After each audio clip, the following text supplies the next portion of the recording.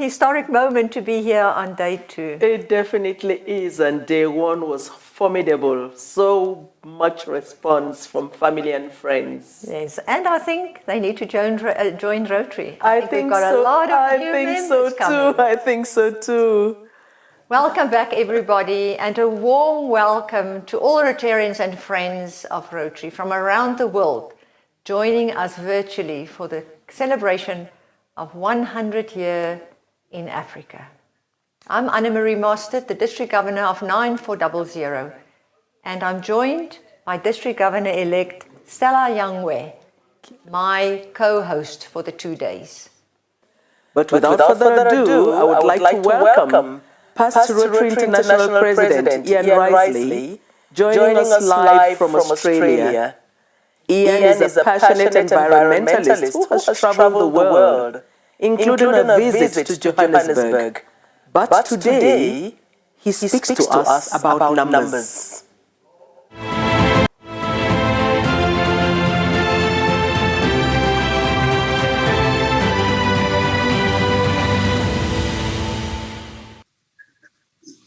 Well, thank you for the introduction, and congratulations to all over there on the centenary of Rotary in Africa, which happens to occur at the same time as we here in Australia are celebrating 100 years of Rotary right here in Australia, which started in the city of Melbourne.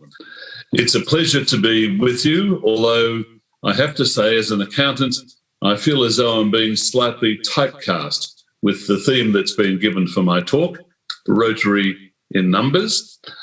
However, I do agree that numbers can convey a lot of meaning, which I hope to do to you today. Some of you may guess what it is that I'm going to talk about when I mention each number.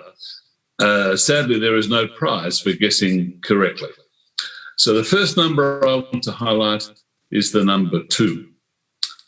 That's the number of wild polio cases that have occurred on this planet, this entire planet, so far this year. Now, that is an amazing number, especially when you think back to the time when Rotary took on the challenge of eradicating this nasty disease, and there was an average of 1,000 cases every single day. Now, in 111 days of this year, the total number is just 2. Of course, you in Africa know all about polio eradication because we had the excitement in October last year of the certification of your entire continent as being polio-free. That is a wonderful tribute to Dr. Tunji and all of the people who worked so very hard to achieve that outstanding result. It is interesting to note that in the 3 Rotary years from 2017 to 2020, Rotary grants to polio eradication worldwide totaled $418 million. That's a lot of money. And of that figure, $182 million, or 44%, was spent in Africa. And what a great investment that was. Now we need to keep at it so that Pakistan and Afghanistan join you in being rid of polio, and hopefully that happens really soon.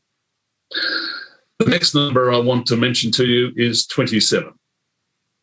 27 is the number of Arch Clump Society members you have in Africa. That number by itself is impressive, but even more so when you consider that 10 years ago, the number of African Arch Clump Society members was 2. So from 2 to 27 in just 10 years. Most impressive. And such support of our Rotary Foundation at the highest level of contributions is acknowledged with great appreciation and with great affection. In addition, there are 821 major donors of all levels from Africa. So you can see that individual support for the Rotary Foundation in Africa is strong and it's growing. The next number is 1,372. The numbers are becoming more obscure. The Rotary Foundation's new grant model, which we called Future Vision, was commenced in 2013. And this new system introduced to us global grants. 1,372 is the number of global grants undertaken in Africa in that period, which is almost 8 years. That is a significant level of support from Rotarians for our project work, and the worth of these grants was almost $46 million. And for these grants to be successful, we need both a sponsor district and a host district to carry out their roles promptly and efficiently. So thanks are due to all of them. The next number is 7. That's the number of Rotary Peace Centres around the world, now that the new one at Makerere, and I'm told I mispronounced that, so someone needs to tell me one day how to pronounce it. Anyway, in Uganda, now that the Peace Centre there is up and running.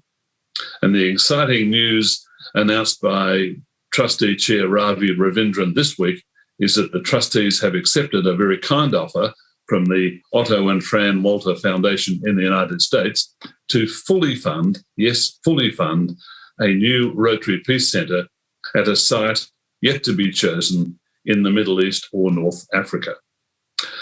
Rotary believes in peace, and our peace centres are a wonderful demonstration of just that. While we're talking about the number 7, Rotarians right around the world have reacted with enormous enthusiasm to the decision of the Rotary Foundation trustees and the Rotary International Board of Directors to add a new 7th area of focus to our major project work, being the environment. From the 1st of July next, we can have global grant activity in this very important subject area. And I'm sure that lots of Rotarians will embrace this opportunity. As a lifelong environmentalist, I am thrilled with this Rotary innovation. And I think it represents Rotary leadership catching up with the wishes of all of our members worldwide. Now, the final set of numbers gets a little bit complicated, so bear with me because they concern membership. In the 10 years up to June 2020, the end of last Rotary year, the number of Rotarians in the world actually fell in that 10-year period by 2.5% to a total of 1,174,809. Still a very impressive number of committed volunteers right around the world, but nevertheless a reduction. Now let's talk about Africa for the same 10-year period. Now, as you're aware, your part of the world falls into 2 categories, the Middle East, North Africa, and Sub-Saharan Africa. For the Middle East, North Africa, the membership in those 10 years increased by 7% to 14,078, which is a strong and steady gain. For Sub-Saharan Africa, the number of Rotarians actually increased by a whopping 43% to 30,012. How impressive is that? And in fact, for the 2019-20 year, the African membership growth was the highest in the world, the highest any part of the Rotary world, even better than India. The membership is not a numbers game where bigger is automatically better. However, there are all sorts of advantages in us having an expanding membership. More Rotarians should mean more contributions to our Rotary Foundation so that our project can do even more good in the world. More Rotarians gives us a broader base of energy, enthusiasm, and ideas, giving us a greater capacity to make a difference in the world. More Rotarians means an enhanced public image as we do more diverse projects that will come to the notice of the non-Rotarian community. And the more we're noticed, the more good people will want to join our ranks. The potential for Rotary in Africa is huge. I can see absolutely no reason why you shouldn't achieve the vision that I first encountered from the great African who was chosen to follow me as president of Rotary International, the late Sam Awori. Sam talked about Africa having 80,000 members and 2 zones so that the continent would have a representative on the board of directors at all times. My friends, that's the figure I want to leave with you, because I believe that the future of Rotary in Africa is limitless. Good luck.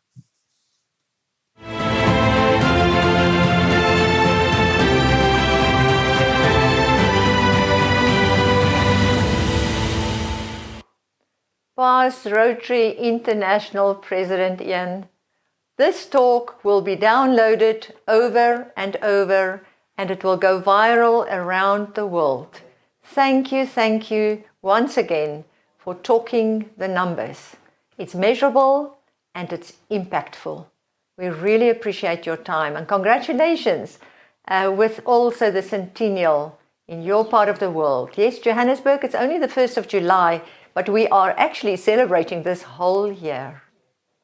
I'm now very honored to also share with you the next 2 amazing videos. The first, and it's emotional videos that we received from His Excellency President Kenneth Kaunda, the founding president of Zambia.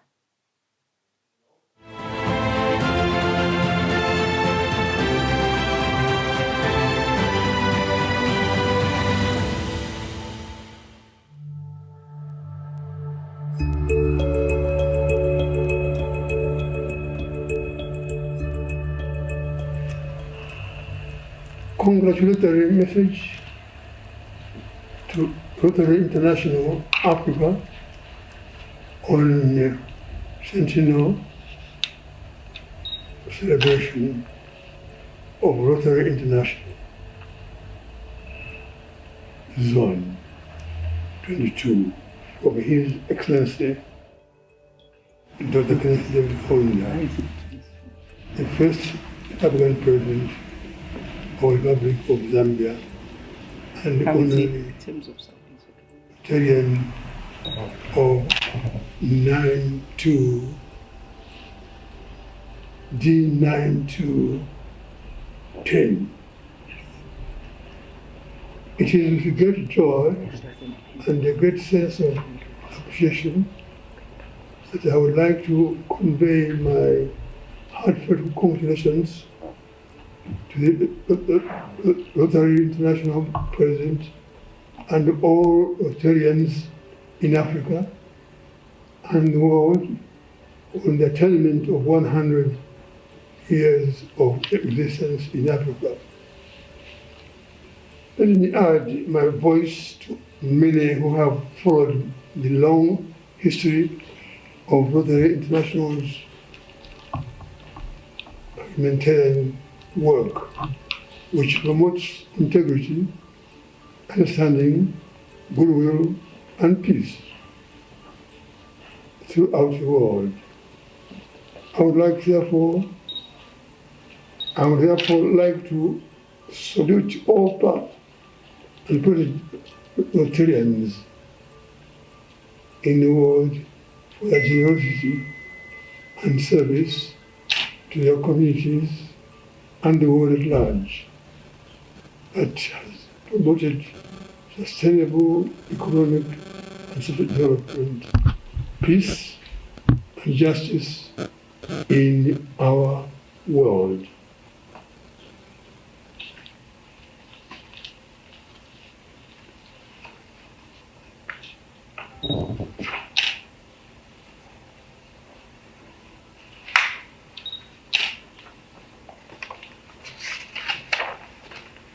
The month of April is not just my birth month, but also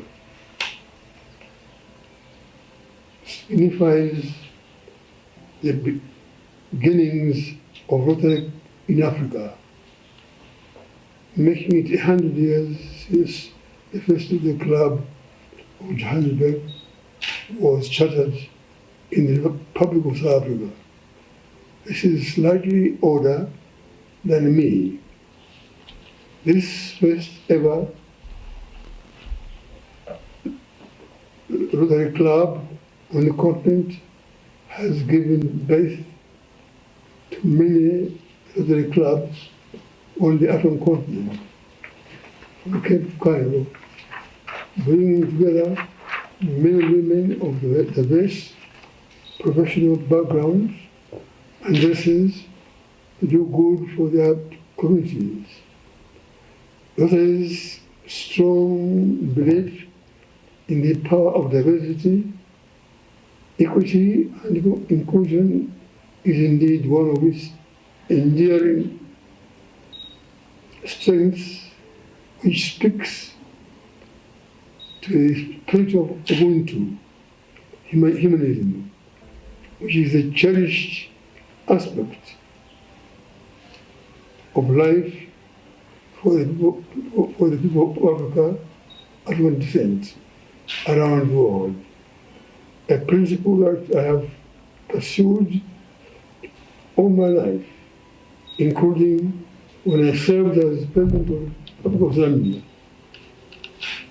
I would therefore like to call upon all upstanding men, women, and the youth of the African continent to join Rotary clubs in their communities to serve their fellow men and women who are less fortunate. For together, we can make this world a better place for everyone. For together, we can make this world a better place for everyone. Once again, happy 100th anniversary to Rotary Africa. Long live Rotary, long live Africa. I thank you. Excellent.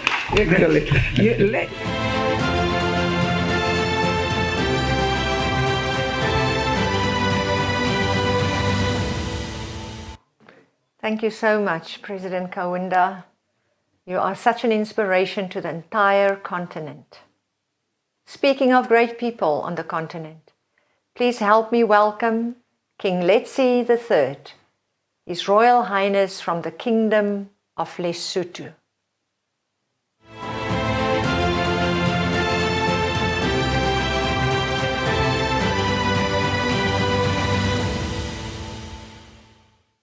Rotary family and all members of the Rotary movement on the African continent and beyond. It is a great honor and a privilege to get an opportunity to make a few remarks on this rare and auspicious occasion that marks a momentous centenary celebration of the presence of Rotary on the African continent. It has been an enormous pleasure for me personally to have been associated with Rotary as a patron of the Rotary Club of Maluti during the past 27 years. It has been an enjoyable and fulfilling journey that we have walked together with Rotarians, during which we witnessed the huge impact that the programs of Rotary have had in the communities that they serve.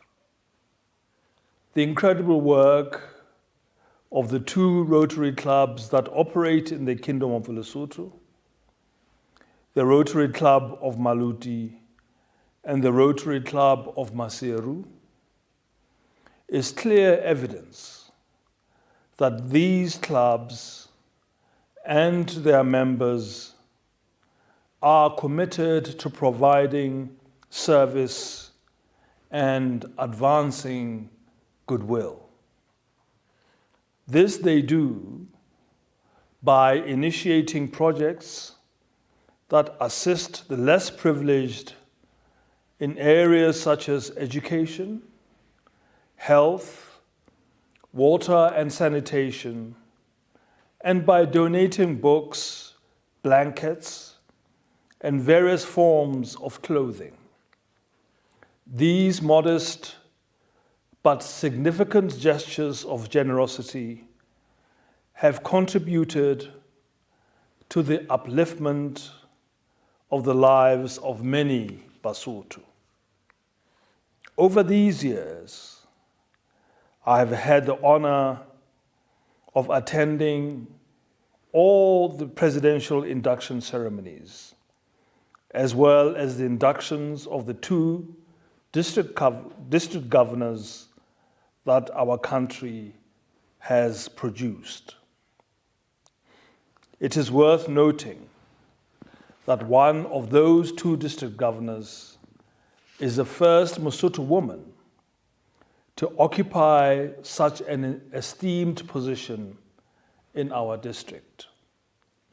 At these induction ceremonies, I have had the privilege of listening to the report on the activities of the clubs, where they outline their successes and, of course, the many challenges that they face. It is therefore my distinct pleasure and honor to convey my hearty congratulations to Rotary for its 100 years of selfless service on the continent of Africa. I'm also proud to congratulate the Rotary fraternity for their display of fortitude and grit as they carried out their noble mission, despite the daunting challenges they have faced in the last 100 years. It is my hope and wish that the values, principles, and spirit of Rotary can spread to a larger proportion of our society, until all of us in Africa are able to arrest the ever-increasing moral degeneration in our respective societies and create a more just, equitable, and inclusive political and economic architecture that can bring benefits to all our people now and for generations to come. In conclusion, it is my fervent hope and prayer that the grace of the Almighty may continue to be with Rotary in Africa as it seeks to bring about positive and enduring change to our beloved continent of Africa. I thank you all.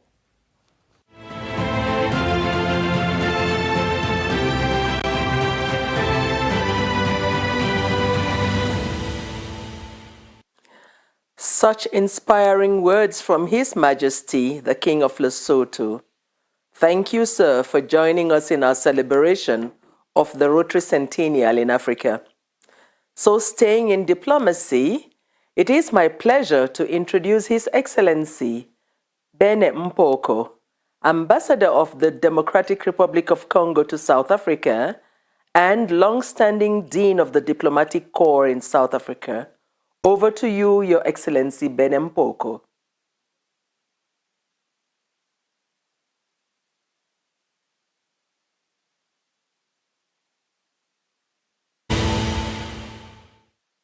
Good morning. My name is Ben Mpoko, the Ambassador of the Democratic Republic of Congo to South Africa, and also the Dean of the Diplomatic Corps in South Africa. It's a great pleasure for me to be here and to address all of you. Today, I'm going to talk a little bit about the continent of Africa, its culture, and its resources. As you know, the continent of Africa has about a population of 1 billion people. It's about 17% of the world population. The advantage we have is that most of our population is young. And because our population is young, it's teachable, it's dynamic, and it's still growing, which means that there is a potential there. If we can mobilize that population, young population, educate it properly, we have a viable asset. The continent is also endowed with natural resources. We have a big piece of land. It's about 30 million square kilometers. And a lot of this land is fertile. So we can grow food to feed not only the continent, but the world. We also have mineral resources, which are very rare, very unique. Minerals like cobalt, coltan, and so forth. You only find it in abundance on the continent of Africa. But we have challenges. The first challenge is peace and stability. The continent of Africa is now experiencing problems with all the armed rebels, armed groups that are running around in the continent and destroying our people. So one of the major objectives of the African Union this year is to silence the guns. Because without peace and stability, we cannot really embark successfully to the development process. So we must silence the guns. Secondly, we are facing challenges in terms of employment, food security, and so forth. In addition to that, of course, you have the COVID. Now, in terms of poverty, we can fight the poverty effectively because we have the resources. But unfortunately, what are we doing with those resources? We're exporting raw materials. Therefore, we're not beneficiating those resources. It's important today, with the advent of the fourth industrial revolution, to process our raw materials locally on the continent, add value, create jobs before we can export them. Because if we keep on exporting raw materials, we're condemned to underdevelopment. We'll never develop. We're building at the regions of the world except the continent. So we need to have partners, investors who come to Africa to help us produce and add value to our raw materials so we can embark properly into the development process. This applies not only to the mineral products, but it also applies to agriculture. You look most of the countries, especially in Central Africa, we're exporting raw material from agriculture production, which is not sustainable, it's not bringing us any income. And when we export products from overseas, it comes with a very high value. That deficit between export and import, in the dollar terms, it amounts to about $130 billion that we're losing by exporting raw materials, where we can be earning if we process them locally. Now, because our population is young, as I said, we can educate them. And a lot of them are being educated overseas in the diaspora all over the world. And it's about time we bring those brains back to the continent so they can get involved into the development process.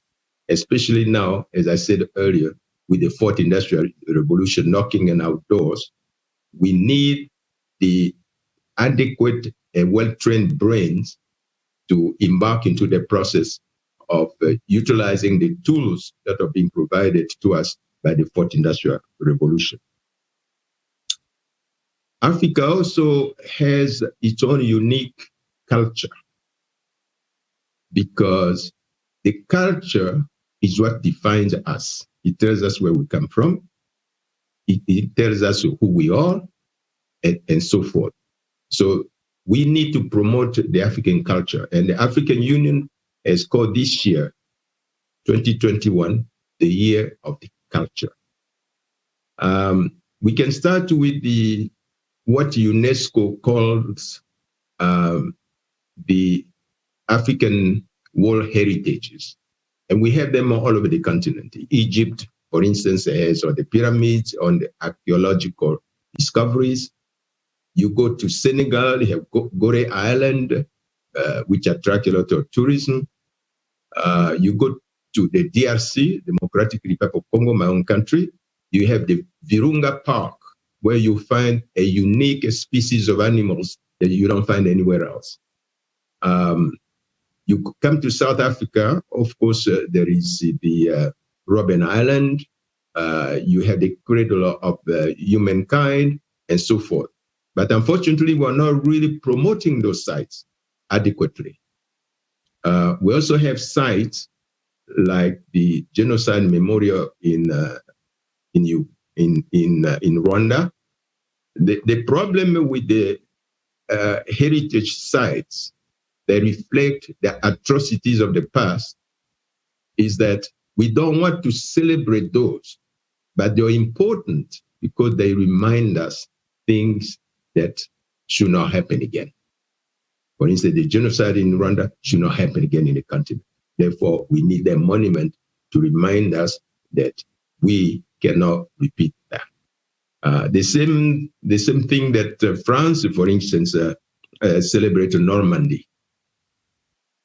All that is to remind us that those things should be avoided and should not happen again. So they are very unique. The African culture also is unique in the sense that we, as Africans, although we speak different languages, but we understand each other. Some of the elements of the African cultures are unique and they are common throughout the continent. Therefore, when I'm in Kigali, when I am in Rabat, I'm in Senegal, I'm in Dar es Salaam, I feel at home because it's the same culture. We're the same people. So we need to, because of that, we can embark into common projects, especially infrastructure projects, roads, railroads, and so forth, so to make sure that we open up the continent so we can move freely throughout the continent. The African Union has come out with the African Free Zone area, so we can trade among ourselves.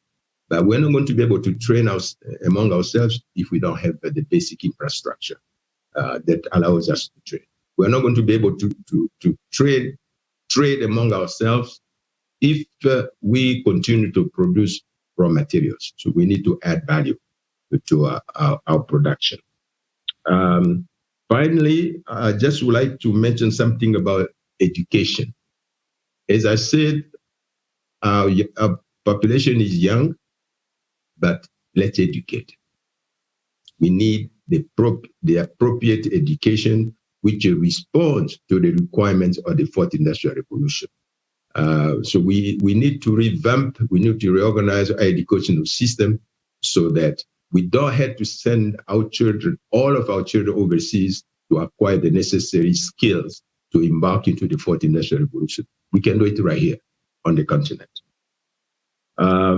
Finally, I would like just to talk to my role in South Africa as the Dean of the Diplomatic Corps.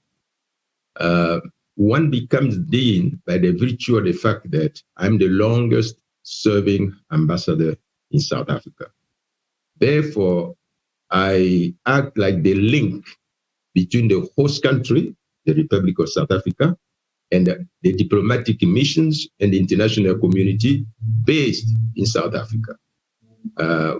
When the South African government have issues, we would like to share those issues with the diplomatic community, where they want advice or opinion of a diplomatic community and so forth, they come through the Dean. So I organize diplomatic community so we can meet with South African government, and vice versa. If members of the diplomatic community have concerns or issues, and they would like to bring them to their attention, of the host country, which is South African government. And then I play that role of the linkage. I link the diplomatic corps to not only to the South African government, but to the South African society, because we also have the civil society that we interact with. So that's my role as a dean of the diplomatic corps. And thank you very much for listening to me.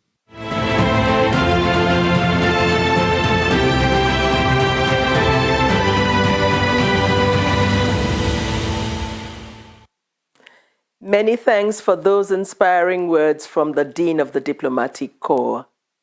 It is my pleasure to now introduce the next area of focus, named Water, Sanitation and Hygiene. This session will be moderated by past District Governor Grant Daly from District 9400, who is also the convener of this Centennial Conference. Over to you, PDG Grant.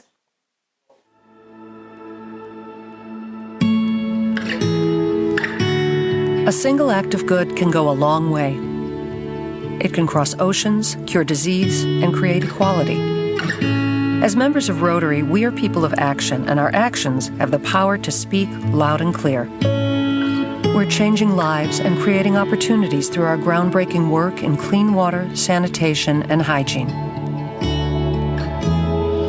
Our global grants help communities create and maintain water resources close to home, because when clean water is within a child's grasp, so is a safe and promising future. We're committed to supporting sanitation projects that meet the needs of women and girls. Our programs provide modern facilities and hygiene training to cultivate long-term health and wellness. From safe access to water to private toilets and programs to teach healthy habits, we're working in homes, clinics, and schools to help families live healthy lives. Rotary Club members unite to create a world where water, sanitation, and hygiene are cornerstones of self-confidence and dignity, well within the reach of families who need it most.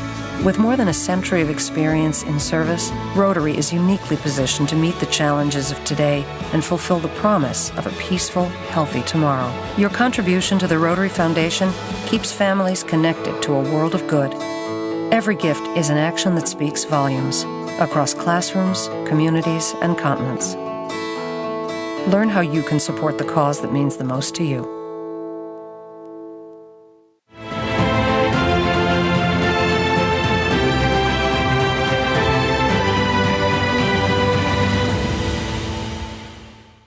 Good morning, fellow Rotarians and friends of Rotary. It is my honor today to anchor session 7 of the Rotary Foundation focus area of water, sanitation and hygiene. This session was meant to be anchored by Rotary International Director nominee Patrick Chisanga, but sadly his mom suddenly passed away, and so we collectively express our condolences to Patrick and his family. A Rotary overview of this focus area is that clean water, sanitation and hygiene education are basic necessities for a healthy environment and a productive life. When people have access to clean water and sanitation, waterborne diseases decrease. Children stay healthier and attend school more regularly. And mothers can spend less time carrying water and more time helping their families. Through water, sanitation and hygiene, our WASH programs, Rotary's People of Action mobilize resources, form partnerships, and invest in infrastructure and training that yield long-term change. In terms of importance of this focus area, we soon realized that Rotary focus area matches beautifully with UN Resolution 70/1, Transforming Our World, the 2030 Agenda for Sustainable Development. This resolution sets out 17 Sustainable Development Goals and 169 targets for meeting those goals. Applicable to this session is UN Goal number 6, Clean Water and Sanitation, which is to ensure availability and sustainable management of water and sanitation for all. It now gives me great pleasure to introduce our key speaker today, Atsuko Toda, Acting Vice President of Agriculture, Human and Social Development at the African Development Bank. Atsuko, a Japanese citizen, is a seasoned professional with over 20 years of experience and international institutions. Atsuko joined the bank in December 2016 as Director of the Agriculture, Finance and Rural Infrastructure Development Department. In her current function, she is responsible for the bank's investments in private sector, agribusiness companies, mainstreaming disaster risk finance, and development of social agro-industrial processing zones across the African continent. Atsuko brings to this new role extensive working experience in development finance and rural development accumulated both in Asia and Africa. She held management positions in diverse cultural working environments and was able to build client-orientated, highly motivated, performance-driven teams in autonomous offices and headquarters. Before joining the bank, Atsuko worked at the International Fund for Agricultural Development on rural development projects in Asia and Africa. Between the year 2004 and 2012, she held several positions in different emerging countries of Asia, including Vietnam, Laos, Nepal.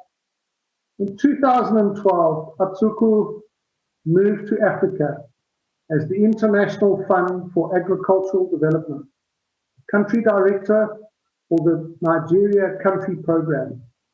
Having managed a portfolio of rural development and value chain projects, Atsuko has a personal commitment to innovation in projects and investments that reach people. Atsuko holds a master's degree in public administration from the International Christian University in Japan, a bachelor's degree in sociology from Doshisha University, Japan, and a diploma in developmental studies from Cambridge University, United Kingdom. I present to you Atsuko Toda.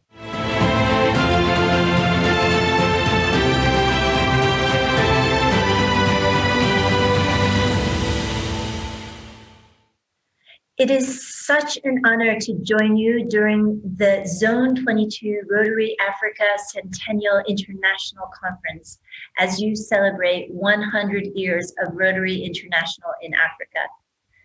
Firstly, allow me to convey greetings from the President of the African Development Bank Group, Dr. Akiwumi Adesina, and staff of the bank, as you mark a century of service and for driving impactful socioeconomic transformation throughout the African continent.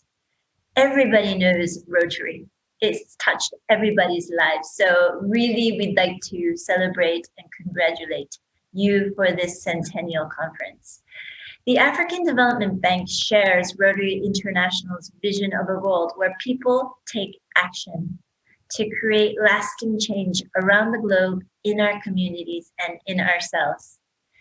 We applaud Rotary International as you tackle the world's most pressing humanitarian challenges. Your work has impacted many lives at all levels.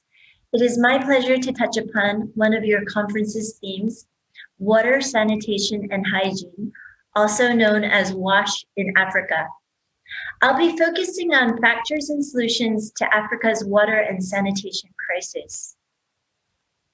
According to UNICEF and the World Health Organization's most recent joint monitoring report, which tracks progress on the Sustainable Development Goal number 6 on water and sanitation, there's a lot of progress that has been made, but there's still some way to go. In sub-Saharan Africa, 61% of the population had basic drinking water services in 2017, a rise of 15% from the year 2000. This means that more than 1 in every 3 Africans in the region still have no access to basic drinking water services. The situation is much worse when it comes to access to basic sanitation. According to the same report, the Joint Monitoring Program report, almost 70% of sub-Saharan Africans had no access to basic sanitation in 2017. Some 20% of the population is practicing open defecation, a euphemism for having no toilet facilities.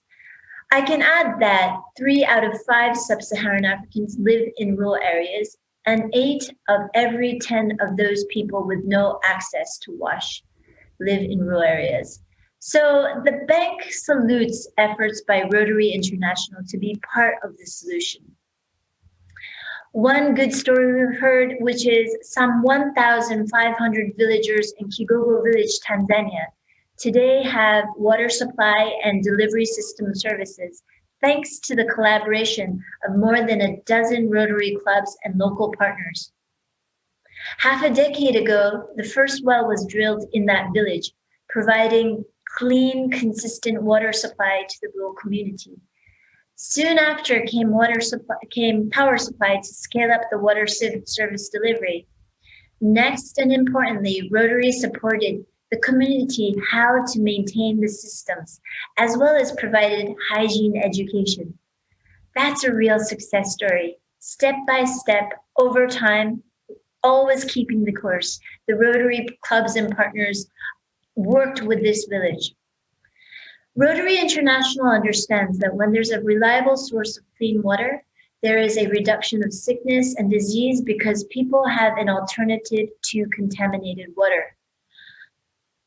Rotary International understands that when women and young girls aren't walking miles to collect water in rural areas for family and household use, they are on the path to school with more time for education and a better future. Access to water and sanitation services in Africa's rural areas are not only our concern. Africa is also urbanizing rapidly. The continent's urban population is expected to reach 1.3 billion people by 2050. As Africa continues to urbanize, and very quickly, the challenges of water and sanitation will grow, meaning that we have to meet that demand here in Africa. But it is compounded by a lack of water infrastructure, by institutions that simply are not built to cope, as well as increase in extreme water and variable rainfall. Water stress leads to water insecurity, which in extreme cases can lead to political and civil conflict. We all know that water is the source of life, livelihoods, and prosperity. It is an input to production in agriculture, industry, energy, transport, in healthy ecosystems. But water is also a cause of devastation and poverty through droughts, floods, landslides, as well as through erosion, desertification, pollution, and disease. Achieving water security is an African priority. The risks and opportunities relating to water security in Africa have never been greater. Countries that fail to achieve water security may lose out on potential growth and may potentially compound social and political fragility. We need to create forward-looking and long-term policy that anticipates and manages the inevitable increases in water security. This policy needs to factor in climate change, urbanization, fiscal constraints, and widespread fragility and conflict. Allow me to share an African proverb. Sticks in a bundle are unbreakable. We must work together. The African Development Bank looks forward to working with Rotary International in strengthening dialogue and partnerships and addressing the challenges on water and sanitation facing the continent of Africa. Thank you for your attention. Congratulations on your years of hard work, and happy 100th anniversary to Rotary International. Thank you so much.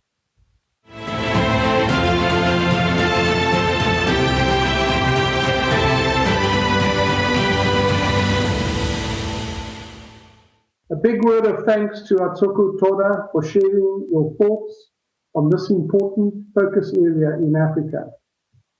It is now my pleasure to call on a very dear friend of mine, DG Ndukwe Chukwu of Rotary District 9142 in Nigeria, to introduce the panelists and moderate on a topic of an integrated approach to water, sanitation, and hygiene, which is what we refer to as WASH.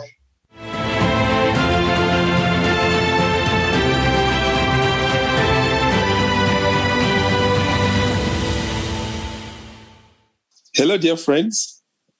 Good morning, good afternoon, good evening, where you are. It's a lovely time to be celebrating the 100 years of Rotary in Africa. And today we're going to discuss on water and sanitation. And I have two very vast gentlemen who have played great roles in Africa, not just in terms of water and sanitation, but in terms of Rotary and the work we have to do for service. First and foremost, I'm introducing Dr. Anthony Totten, who is a celebrated environmental advisor, speaker, and author, and has made great significant contributions to water resource management in South Africa. Anthony is committed to environmental advocacy because he believes that we are reaching limits to our current developmental approaches and will be forced to make changes in the near future, whether we like it or not. Anthony, you're welcome to this session. Thank you. Thank you very much. Good to be with you. Thank you. Also with us is past District Governor Joe Otin. Joe Otin is a digital advertising specialist and media research analyst with 3 decades of experience.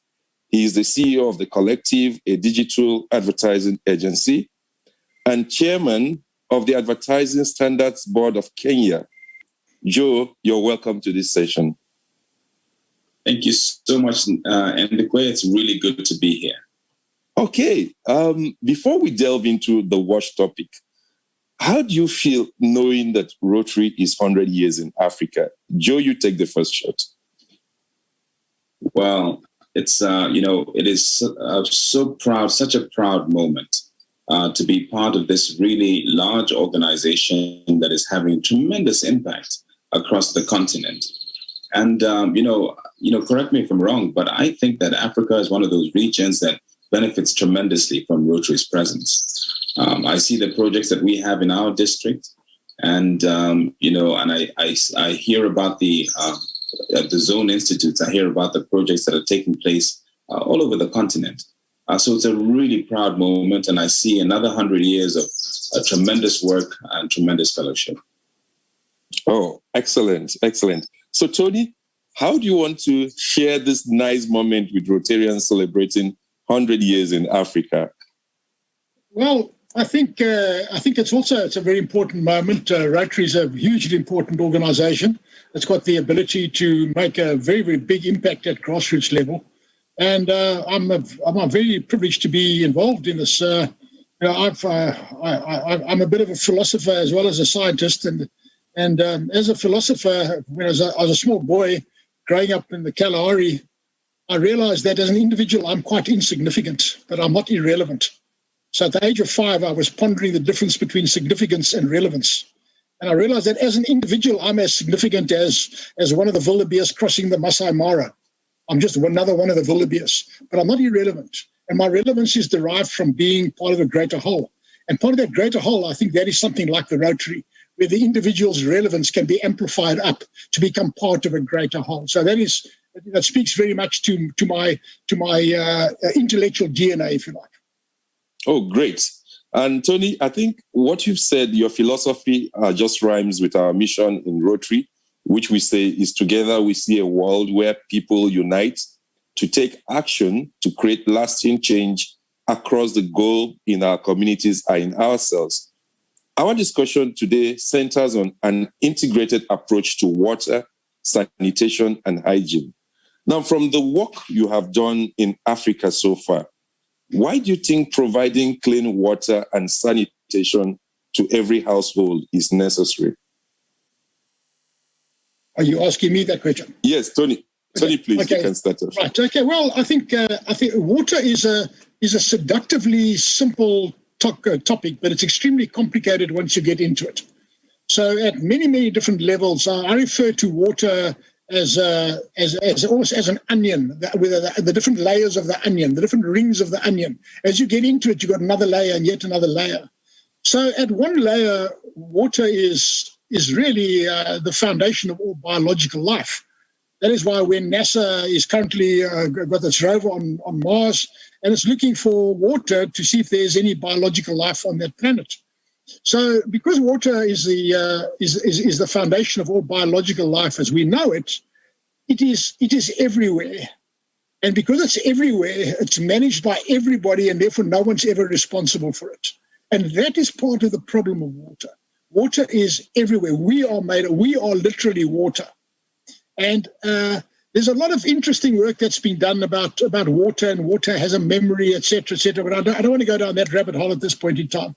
But at another layer, water is the foundation of good health and good prosperity. If you speak to the people of Botswana, when they greet you, they say pula, pula. And when they wish you pula, it is the abundance that comes with good rain. It's the happiness, it's the abundance. The currency in Botswana is called the pula. So this speaks to this deep-seated cultural system in Africa, where water equals prosperity and well-being and health and happiness, and all of the abundance that any reasonable person has a legitimate right to expect. So we then get to another level now, and that is about the responsibility of water service provision. Who is responsible for it? How do we hold them accountable? How do we modernize the water sector? And then, of course, we get down to the other very, very awkward fact that the reality is that at planetary level, human population growth has outstripped the supply of fresh, clean water. Now we get into a completely different debate now, because we haven't actually run out of water. We've only run out of the 2% of the total volume of water we have on the planet that is fresh and safe to drink. The other 98% is tied up in ice flows and mountains and in the ocean and in groundwater. That's another story, okay? But only the 2% that's available as fresh water, we've reached the limit of that. And so now we have to start reframing that problem, and this starts becoming an interesting cultural dialogue, because there are a whole lot of different things that come into that particular space. I'll leave it there as an introduction.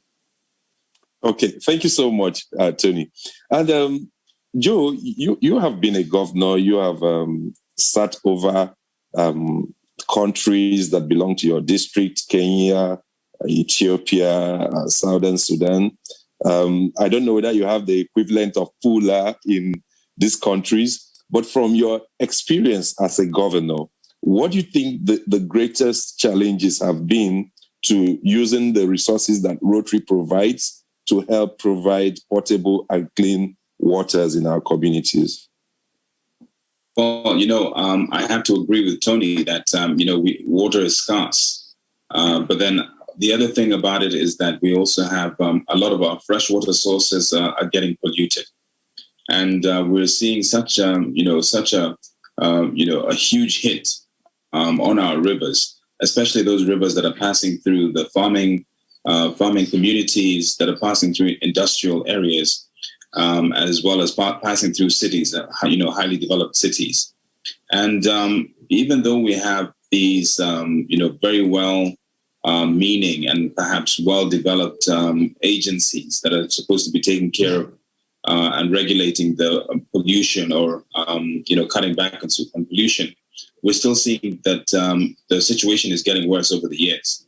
So, with this kind of situation, you generally find that a lot of people do not have fresh, clean water.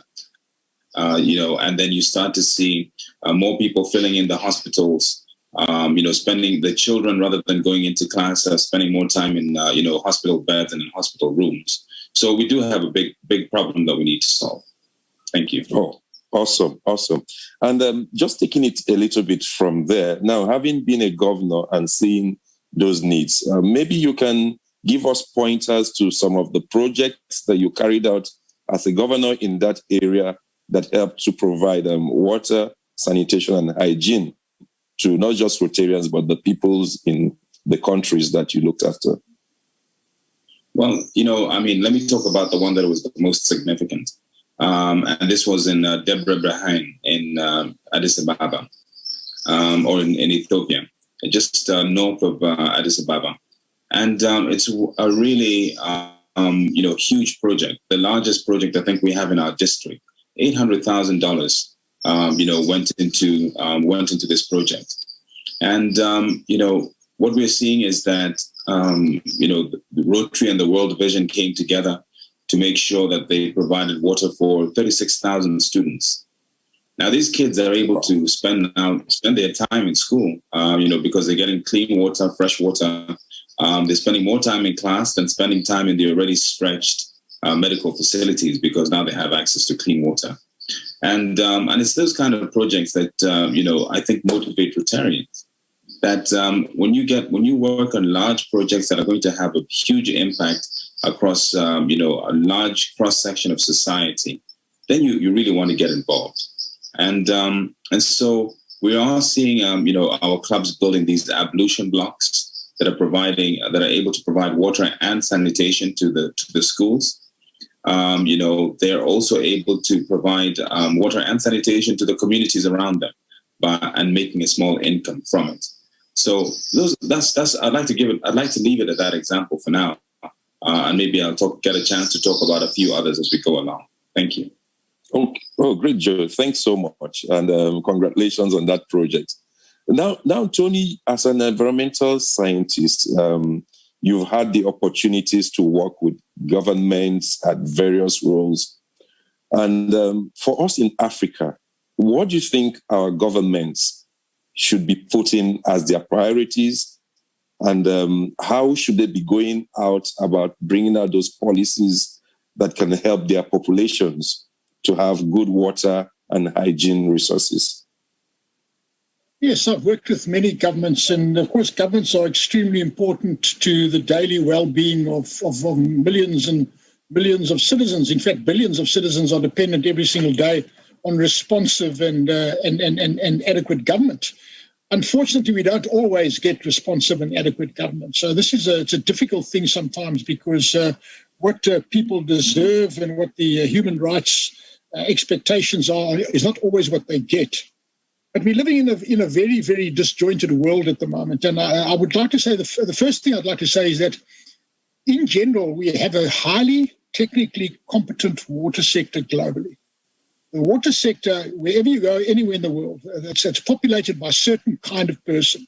And they tend to be people that want to solve problems. They tend to be people that have got a natural desire to support something bigger than themselves. It's something that goes with the territory. They derive pleasure out of deriving services on which other people can flourish. So that's the first thing. But the second thing that we have is that the water sector globally is extremely conservative. So they tend to be risk averse, and they tend not to want to take to think out of the box or do things that are different and unusual. And now, of course, this is a very interesting thing from a marketing or advertising perspective, because we've got to start changing behavior. And I think the behavioral change has been thrust upon us by the COVID-19 global pandemic, because nobody's welcomed this, but it's upon us, and everyone is affected in some way or other.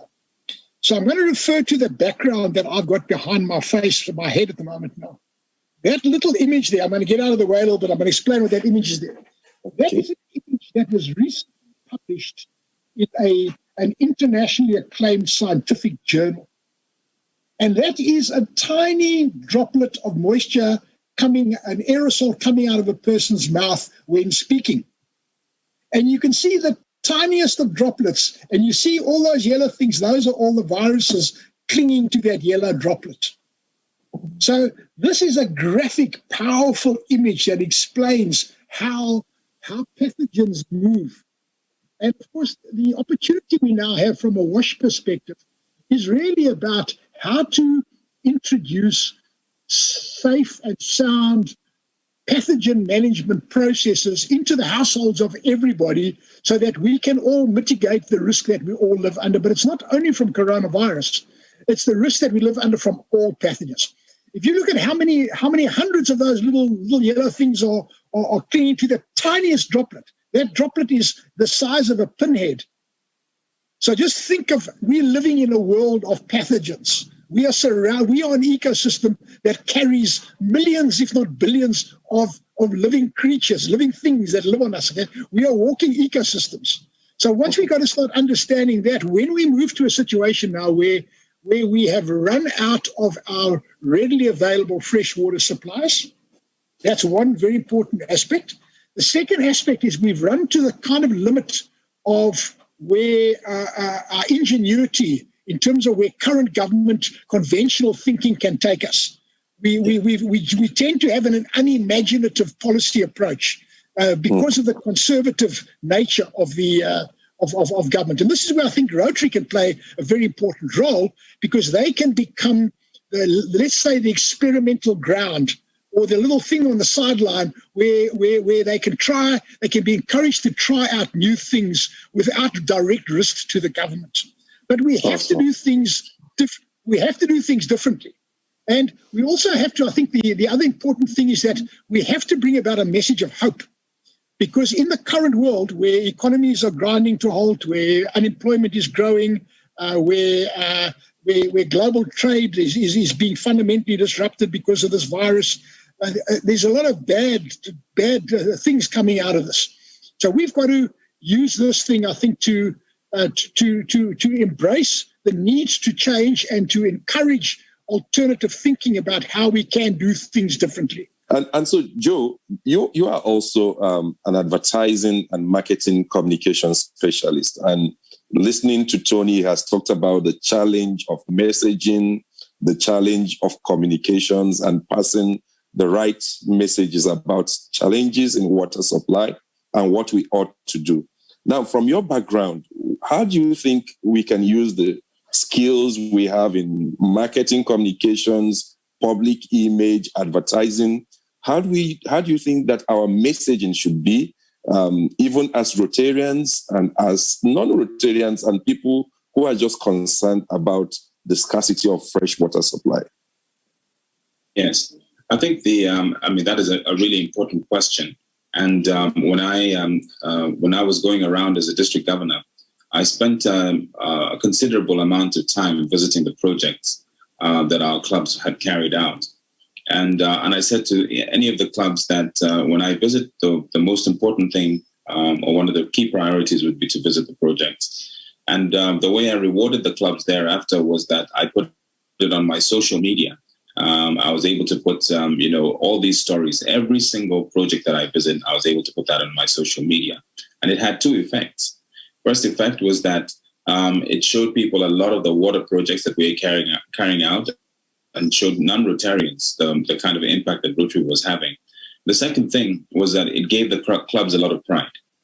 They were so happy to see their projects being promoted by the district governor. And I think that, whenever I post or even write a blog or write an article around water projects, I tend to see the public responding, and responding about water and sanitation especially. I see the public responding extremely well, and people say, well, we'd like to be part of this, because I think when you think about the big issues that we have in Africa, providing clean water to communities and providing proper sanitation, tends to be on top of that list. Thank you. Okay, awesome. And Tony, I hope the door is closed right now. And so I'm just wondering, and I also like to hear some of your personal stories in the course of working on water and sanitation in Africa. Are there heart-lifting moments you have had when you have gone to communities, giving them solutions? Are there things that we can use as takeaways from your practical experience in the field? Yes, that's a great question. I'm a 12th generation African. So I've got a great love for Africa. My 12 generations ago, 1652, my original relative came out with a man called Jan van Riebeck that everyone today blames for everyone's troubles. But nonetheless, he came out as a refugee from a war between the Catholics and the Protestants in Europe. So I'm the descendant of a refugee, but I'm an African, and I've always loved Africa. And one of the things I've loved about Africa is that there are 53 countries in Africa, but there's 63 rivers that cross the borders of countries. So we've got more rivers that cross international borders in Africa than we have countries. And of those 63 rivers that cross international borders, 10% of them do not flow into the ocean. Now this is, so there's 6 rivers. There's 6 rivers that do not flow into the ocean. And these are extremely important rivers because they very often flow into areas where there's endemic poverty and high levels of stress, but they provide an important ecological baseline for society. One of the biggest, of course, is Chad, the Chad River Basin, where you get Lake Chad, which is an inland draining basin. And the other one, the exotic one, of course, is the Okavango. Where 98% of the water flowing in the Okavango, beautiful quality water, just simply evaporates in the Kalahari Desert. And there's another one called the Kuvalai in Zimbabwe that also, in Namibia, flowing from Angola into Namibia, that forms the Etosha Pan that also sustains that community. There are a couple of others. There's one in Kenya, and there are a few others, but they're all very, very important ones. So the important thing is that water is the one thing that unites us. And in fact, when SADC started growing as a regional grouping, the Southern African Development Coordinating Conference changed over to become the development community, the Southern African Development Community. The very first law that they adopted was the SADC Protocol on Shared Watercourses. And that became the foundation of integration in Southern Africa, much like in the European Union. The foundation for integration was, in fact, the joint management of iron and steel and coal. Coal, iron, and steel, that was the foundation of what eventually became the European Union. And so these are cooperative agreements. And that's the important point. If you just look in some of these shared river basin areas, if you take the Okavango, for example, there's so many cultural similarities in the Okavango, and, for example, in Zimbabwe, the Nyami Nyami spirit. The Nyami Nyami spirit as a totem you find in all 3 of those countries. And in fact, there are many localized communities that live along rivers that do not recognize international borders. Their language crosses over the border. And these are localized communities. Now, there are hundreds of different languages spoken in some of these areas. I know of about 30 languages in one river basin alone. So these are the things that provide us the cultural richness that makes Africa such a wonderful place. Okay, we've been having a nice conversation so far. Joe is a past district governor from District 9212. And Tony is an environmental specialist who has lived all his years in Africa, and African he says he is. Just to make our closing points, and let me start with you, Joe. Moving ahead now, what do you think Rotary should be emphasizing on in its water and sanitation hygiene area of focus as we move on? And what can Rotary put in place to help Rotarians to go out and solve this issue of crisis in fresh water supply? Well, thank you for that question, Ndikwe. The first thing is that we've got to look at it from 2 perspectives. Perspective number 1 is, fighting the pollution, especially in our freshwater sources and our rivers. The second part is then being able to provide, access to clean water for these communities that don't have that kind of access. And now, with the environment coming into an area of focus, there will be opportunities for grants in that area. So we can have an opportunity of cleaning up the rivers, and our freshwater sources, so that there will be more water available, more disease-free and fecal matter-free, water that will be available. But the second thing, in terms of Rotary clubs, I think that if our Rotarians and most members in our Rotary clubs across this continent were members of the WASH-RAG, that's the WASH Rotary Action Group, I think there's a lot of wonderful information there about the kind of expertise that we need to figure out what kind of projects that we need to run.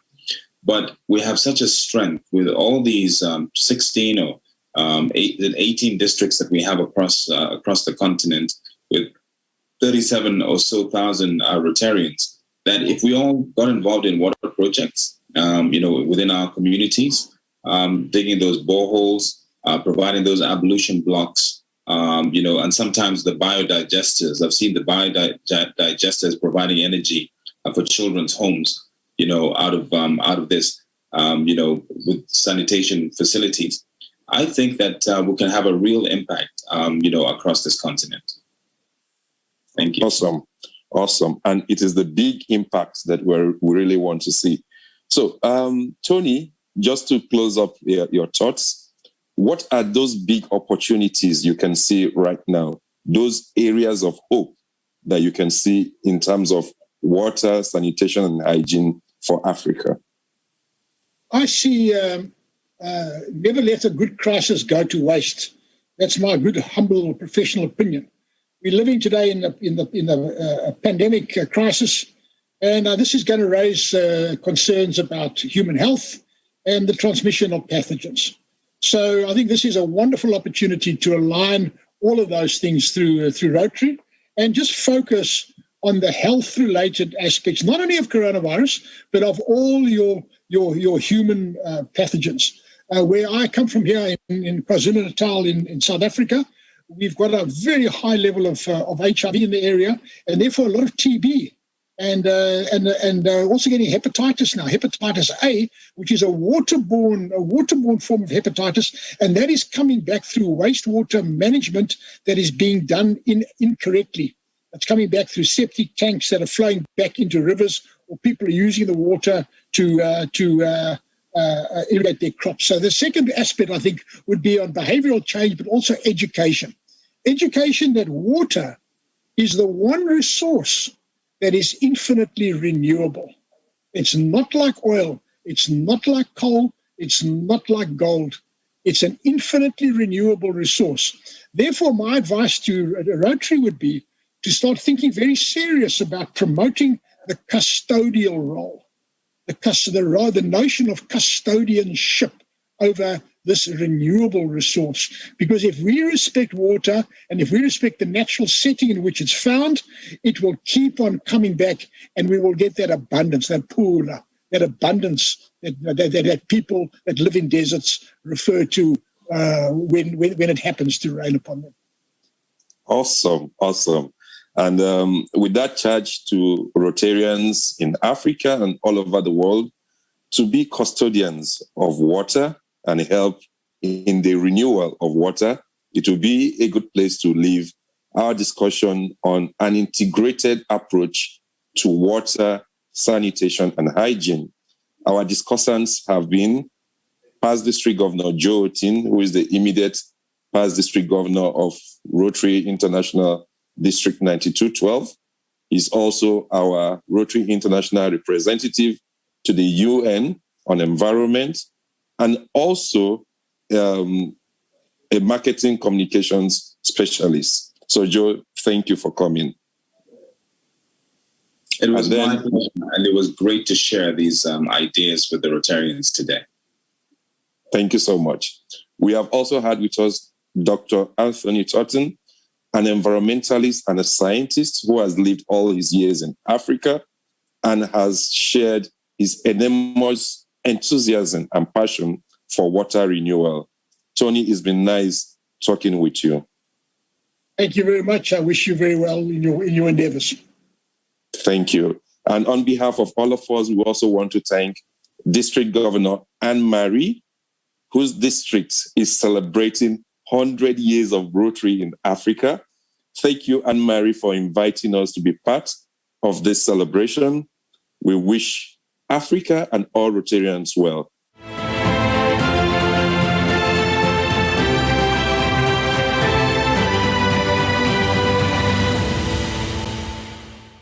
In conclusion, we cannot overemphasize that it is the duty of everyone, governments, provinces, districts, municipalities, professionals, and non-government organizations, to ensure availability and sustainable management of water and sanitation for all. Regarding the concept of sustainability by the Rotary Foundation, it is generally accepted that for an action or project to be considered as sustainable, it must be socially just, economically viable, and ecologically sound, and must continue to be so indefinitely.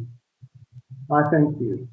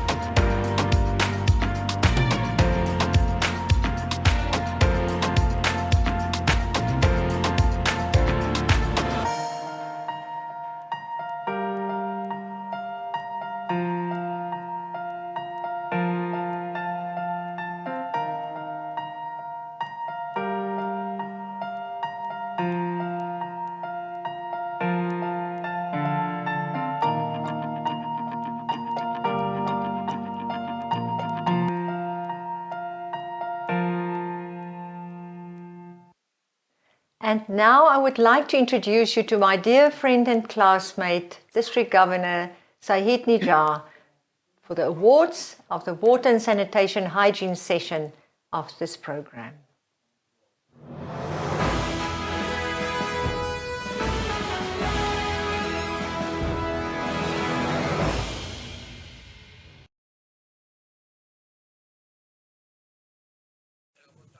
Dear Rotarian friends, all protocol respected, dear friends who follow us also through all the regions throughout the world, I would like, in the name of the organizing committee, to express my gratitude and my heartfelt thanks to PDG Grant Daly for his excellent moderation of this important session for our continent.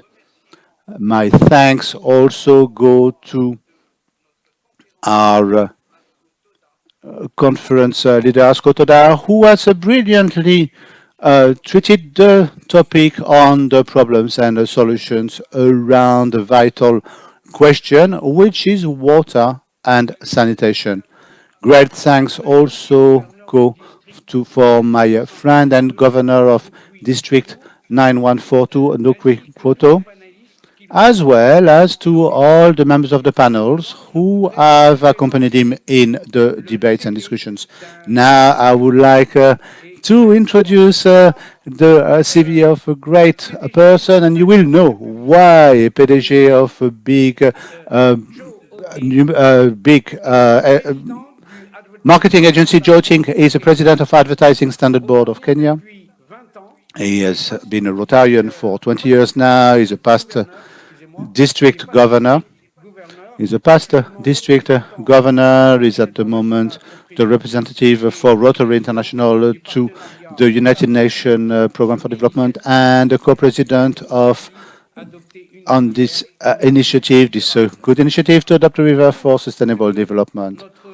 For everything that our PDG has realized in the name of the organization committee, I would like to hand him, or at least to announce that he's the recipient of this magnificent distinction, which is the Paul Harris Fellow, for all that he's doing for our district and for our organizations. Many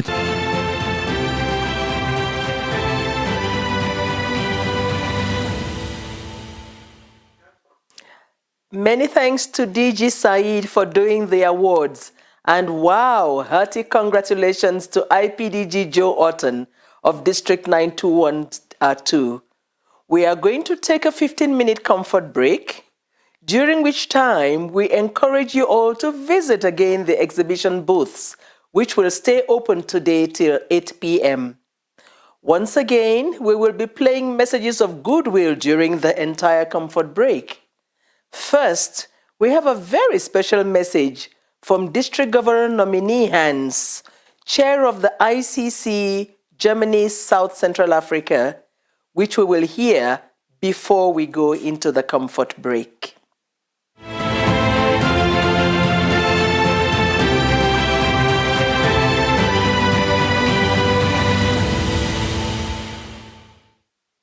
Dear friends here at the Centennial and around the world. It's a great pleasure and honor for me to send you my warmest greetings as chair of the Inter-Country Committee Germany Southern Central Africa. It would have been a pleasure to all of us to meet in Johannesburg during these days. But unfortunately, it is not possible. 100 years Rotary Club of Johannesburg. Therefore, 100 years Rotary on the wonderful continent of Africa. Great. And congratulations. Our ICC is one of the youngest of Rotary in Germany. We were chartered on the 20th of December last year.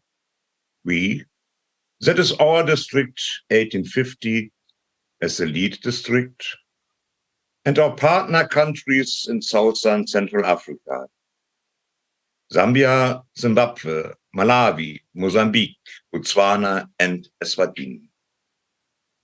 The idea of more intensive cooperation in an ICC came from the long-standing friendship of my Rotary Club of Kapila with the Rotary Club of Nkwasi in Lusaka.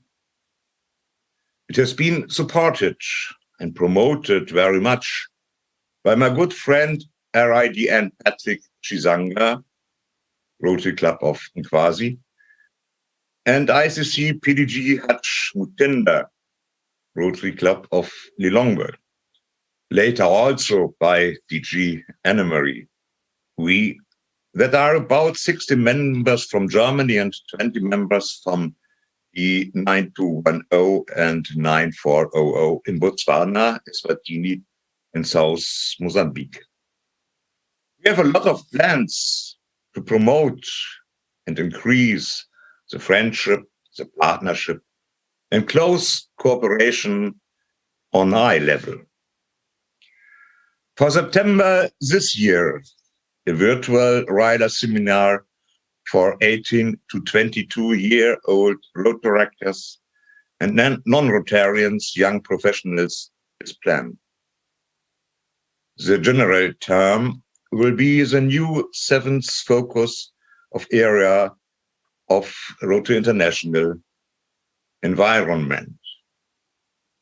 Our friends, 10,000 kilometers away, have come up with the idea and will plan and realize it. We are sure it will be a great event.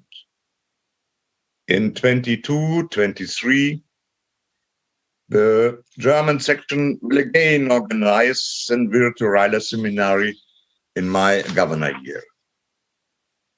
We want to make intensive and use the possibilities of Zoom gives us, for example, Zoom. We have become familiar with it in the meantime. It was a hard work. But the real exchange of young people in the youth exchange, whether long or short term, will not come too short. If we can and are allowed to travel again, we will also organize a special exchange for young craftsmen and professionals, maybe even a separate program for it. Of course, we will do our best, mediate and coordinate projects that are initiated, planned, and carried out by our African friends in their clubs. We will help to find international partners in global grants and also district grants. Good and successful, sustainable projects are created where they are planned and implemented. We have many dreams. But as RIPE Checker says, Rotarians must have dreams to make them true. Rotary connects the world. Rotary opens opportunities for serve to save lives. All the best to our African friends in all clubs on this great and amazing continent. Congratulations and good luck, and thank you very much.